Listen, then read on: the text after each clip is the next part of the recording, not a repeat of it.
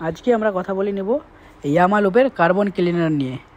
হ্যাঁ guys, carbon cleaner scooty হোক या বাইক হোক মানে ঢালা খুবই দরকার।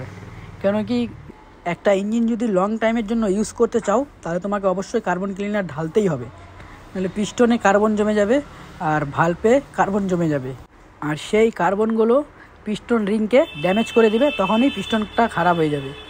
তার জন্য ট্যাঙ্কিতে ফুল ট্যাঙ্কি পেট্রোল রাখতে হবে। ফুল ট্যাঙ্কি পেট্রোলের মধ্যে একটা কার্বন ক্লিনার পুরোটা ঢেলে দিবে, আর পুরো মানে ফুল ট্যাঙ্কি তেলটা একদম চালিয়ে শেষ করে দিবে। আর লাস্ট টাইম যখন চালাবে তখন হালকা স্পিডে চালাতে হবে, তাহলে সাইলেন্সার দিয়ে সব ডাস্ট একদম বাইরে চলে যাবে, তখন আর কোনো সমস্যা হবে না। ইঞ্জিন যখন ক্লিন থাকবে, তোমার ইঞ্জেক্টর ক্লিন থাকবে, ফিউল পাম্প ক্লিন থাকবে, তখন স্কুটি হোক या বাইক হোক মাইলেজটা তখন অটোমেটিক বেড়ে যাবে। এখন দেখাবো যে পিস্টন কতটা নোংরা থাকে ভিতরে। এই দেখো, পিস্টনটার পুরো কন্ডিশন খুবই খারাপ, ভালভেরও কন্ডিশন খারাপ।